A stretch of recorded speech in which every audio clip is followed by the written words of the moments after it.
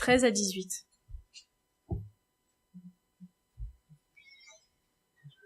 Quand le dragon vit qu'il avait été précipité sur la terre, il poursuivit la femme qui avait enfanté l'enfant mâle.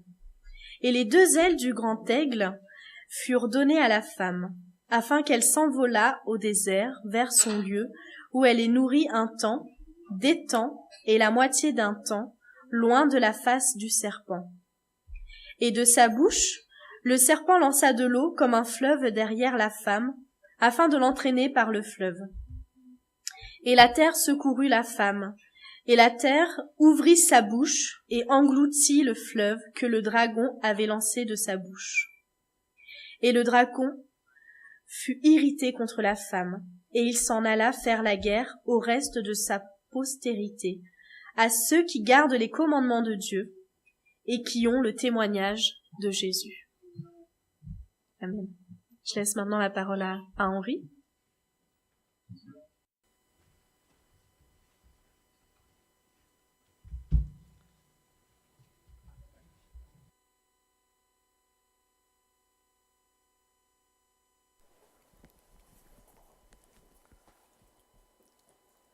Bonjour tout le monde, je suis content de me retrouver auprès de vous ce sabbat matin. Je suis content aussi de rencontrer Éméris. Où est-ce qu'il est, Éméris? Puisque je le connais, je le rencontre chaque jour à la bibliothèque, Éméris. Donc ce matin, il est là et je suis content qu'il soit là. Et ta sœur est là aussi, Éméris? Thaïs, c'est la sœur d'Éméris. Donc tout le monde est là. Bien, j'ai pensé ce matin poursuivre notre entretien en rapport avec prolongement de Daniel, chapitre 8, verset 14, que nous avons développé. Cette date très importante dans l'histoire du monde, j'ai l'occasion de dire que toute la Bible et toutes nos doctrines, notre vie tout entière, doit être comprise dans le cadre de la lutte entre Satan et Dieu. Il faut constamment que nous trouvions un lien entre des points de doctrine et que nous étudions et ce cadre-là, puisque c'est vraiment ce que dans l'Apocalypse, l'auteur de l'Apocalypse, Jean, dit dans Apocalypse chapitre 14, verset 6, lorsqu'il évoque l'évangile éternel, cette expression-là, l'évangile éternel. Donc, je laisse de côté ce que j'ai pensé traiter avec vous, mais à la lumière des demandes de prière dont tout à l'heure que nous avons entendu, je vais parler de la persévérance dans la foi, parce que c'est une lutte permanente pour chacun de nous. C'est bien de connaître Daniel chapitre 8, verset 14, toutes ses implications théologiques, etc. Mais il y a aussi la lutte quotidienne. C'est pour ça qu'il est dit dans Apocalypse chapitre 14, verset 12, ce verset très important que nous connaissons et que je vous invite à lire à titre d'introduction. C'est ici la persévérance des saints qui gardent les commandements de Dieu et la foi de Jésus. Vous voyez, ce verset nous définit ce que la Bible appelle des saints. Autrement dit, personnes qui sont appelées, comme ce fut le cas pour Noé, par exemple, pour rentrer dans l'arche. Pour rentrer dans l'arche. Mais en attendant de rentrer dans l'arche, Noé devait construire l'arche et subir les colibés de ses voisins et probablement aussi de sa famille. Pourquoi, Noé, perds-tu ton temps, perds-tu toute ton énergie, perds-tu tout ce que tu as à construire, une arche qui n'a pas de sens? Puisque tu dis qu'il va pleuvoir, mais il n'a jamais plu. Autrement dit, la foi est affaiblie. Et c'est ce que Satan cherche à faire dans notre vie quotidienne, sur le plan de nos santé, sur le plan de notre attachement à la parole de Dieu. Nous sommes constamment attaqués par Satan au point de tendance à reculer, à mettre en doute peut-être la puissance de Dieu. Il faut se mettre à l'esprit ce que la Bible dit dans Apocalypse chapitre 12, le verset 12, surtout la deuxième partie. Le diable est descendu vers vous, animé d'une grande colère, sachant qu'il a peu de temps. Il y a une connaissance théologique très importante de Satan ici, c'est qu'il sait qu'il a très peu de temps. Je traduis en d'autres termes cette expression « il a peu de temps ». Il sait que Jésus va terminer bientôt, j'insiste beaucoup là-dessus, bientôt son ministère dans le lieu très saint, ou, pour utiliser une autre expression, il sait que le temps de grâce va se terminer et que va commencer un autre aspect du ministère de Jésus et qui le concerne en particulier. C'est la raison pour laquelle il fait tout, il met tout le paquet, comme on dit, pour s'attaquer à ce que la Bible, nous venons de le lire tout à l'heure, pour s'attaquer aux saints, ceux qui prétendent bénéficier du ministère du Christ dans le lieu très saint. Et c'est pour ça que très souvent, nous avons l'impression que nous reculons, que ça n'avance pas, qu'on ait peut-être tendance à être découragé dans notre marche chrétienne. Et c'est la raison pour laquelle, dans Apocalypse chapitre 14, verset 12, il est dit ici, le mot très important, la persévérance des saints. Je suis sûr et certain que votre présence ici ce matin permet de dire que vous êtes parmi ceux qui sont appelés à sortir d'eux, ce qu'on appelle les saints. Mais nous avons besoin de persévérance pour contrer l'attaque de l'adversaire, puisqu'il fait tout pour que notre foi décline, pour que notre attente s'affaiblisse. Et c'est la raison pour laquelle nous devons nous confier à Jésus. L'exemple des deux antédiluviens nous est donné dans la Bible. Dans la Bible, Qu'est-ce que cela veut dire être persévérant? Si nous jetons un coup d'œil dans Genèse chapitre 6, Genèse chapitre 6, verset 9,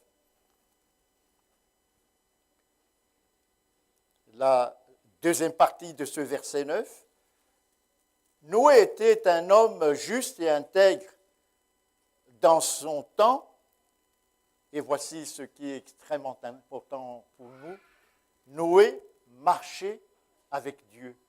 C'est cette vie de Noé qui devrait être notre exemple de persévérance, marcher avec Dieu. Mais il n'est pas le seul.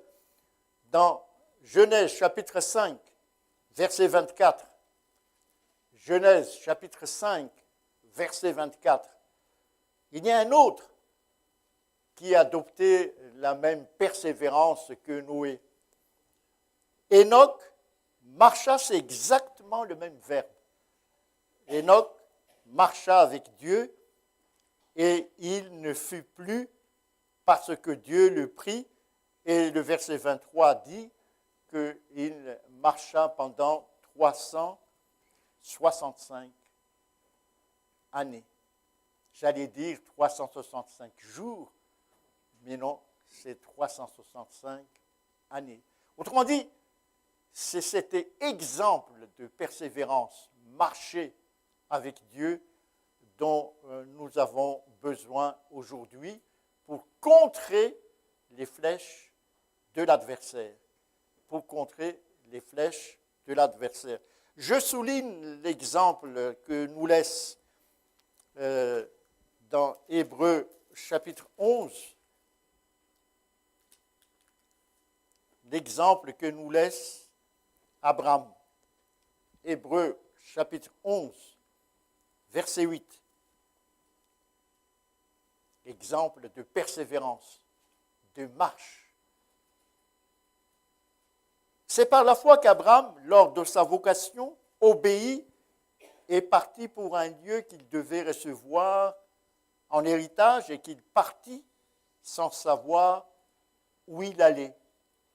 C'est ça qui fait que nous doutons, puisque nous ne savons pas clairement où aller.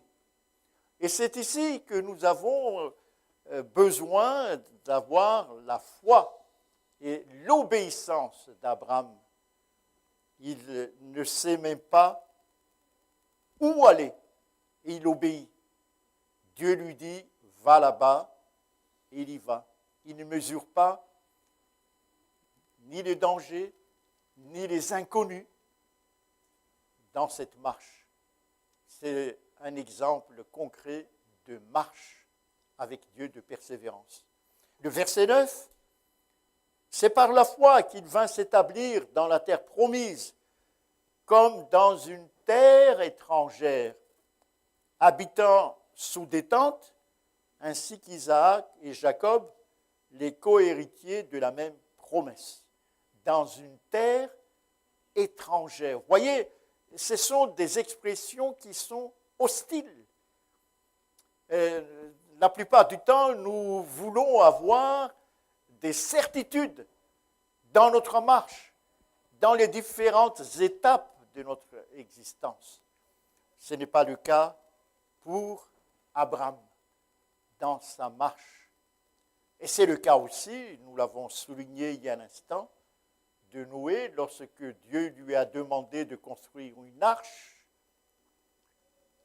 alors qu'il n'y avait pas des antécédents dans la vie qui montrent qu'il y avait dans l'histoire des inondations ou de la pluie. Non, c'est dans l'incertitude la plus totale.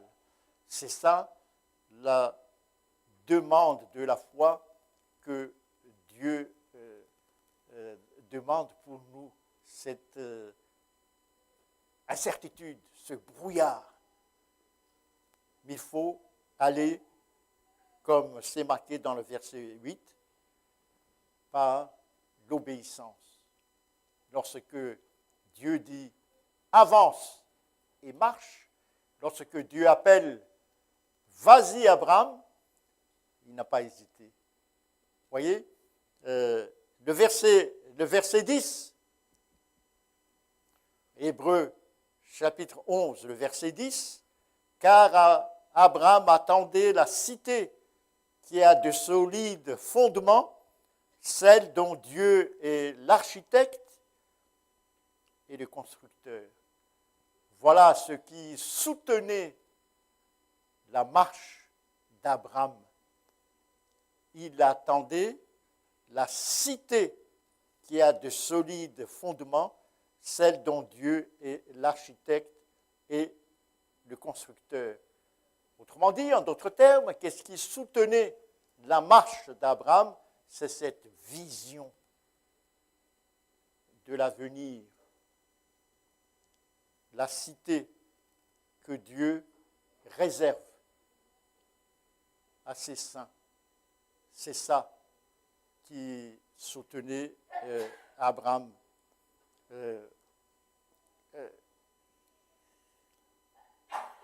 Regardez bien la manière dont Abraham a engagé sa marche.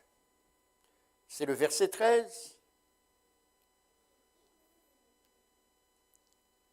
C'est dans la foi qu'ils sont tous morts sans avoir obtenu les choses promises. Vous voyez ici, il y a la possibilité d'être déçu. La chose promise n'est pas obtenue. Ça, ça demande énormément de foi pour accepter de telles frustrations. Et je continue. Pourquoi ils n'étaient pas déçus? Pourquoi ils n'ont pas reculé? Donc, Hébreux chapitre 11, le verset 13, mais ils les ont vus et salués de loin, reconnaissant qu'ils étaient étrangers et voyageurs sur la terre. Voilà la clé. Autrement dit, ils étaient tellement fixés sur la cité qui est devant eux et qu'ils se sentaient étrangers et voyageurs sur la terre. Qu'est-ce qui nous attaque très souvent dans la vie de tous les jours? C'est Jésus qui nous donne l'explication.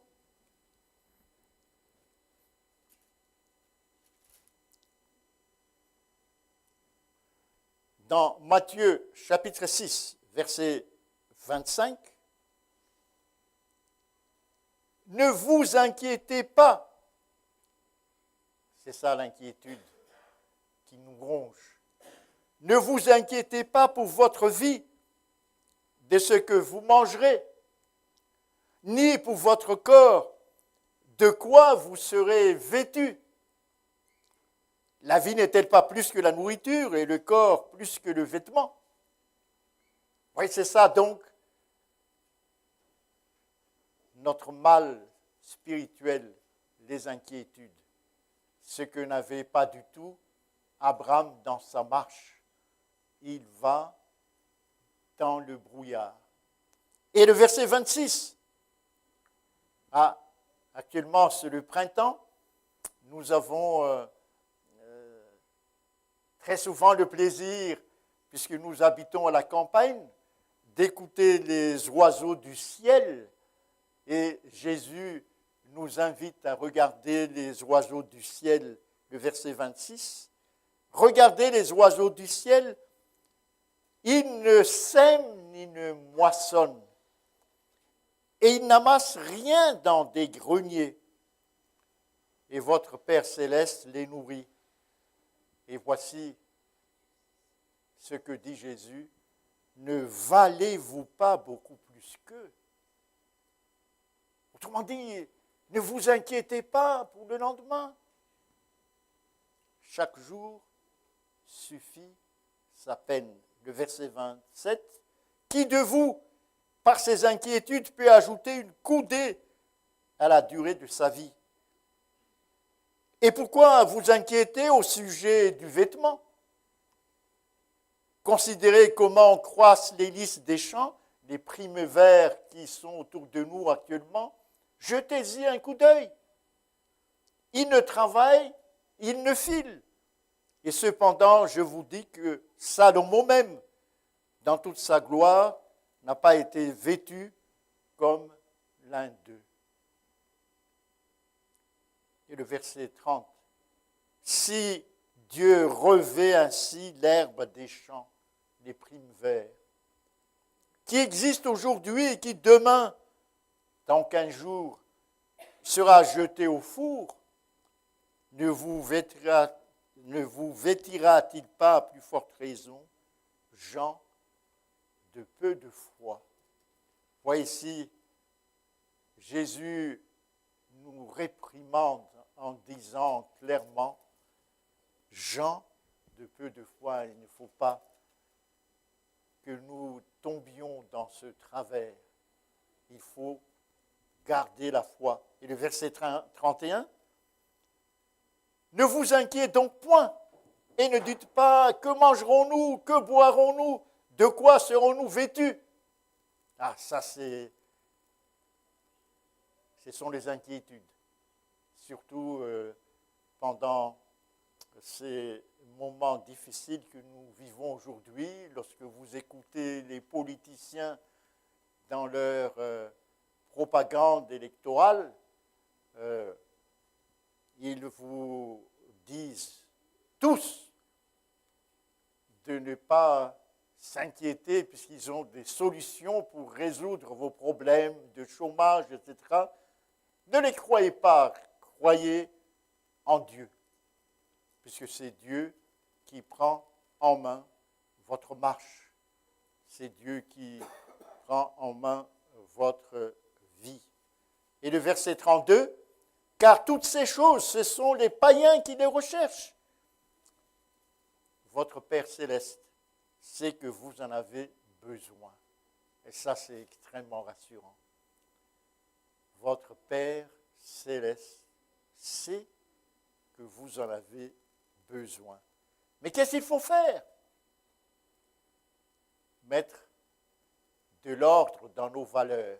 C'est le verset 33. Cherchez premièrement le royaume et la justice de Dieu. Voyez, renversement des valeurs. Il ne faut pas chercher en premier ce que nous devons vêtir, ce que nous devons manger, etc. Non. Cherchez premièrement le royaume et la justice de Dieu, et toutes ces choses vous seront données par-dessus. Ça, c'est des promesses extraordinaires, les amis. Autrement dit, c'est dans notre pensée, dans notre tête, que nous devons mettre de l'ordre. Qu'est-ce qu'il faut mettre? Chercher en premier. C'est ça qui amène à changer notre vision de notre marche. Et le verset 34, Jésus conclut, « Ne vous inquiétez donc pas du lendemain. »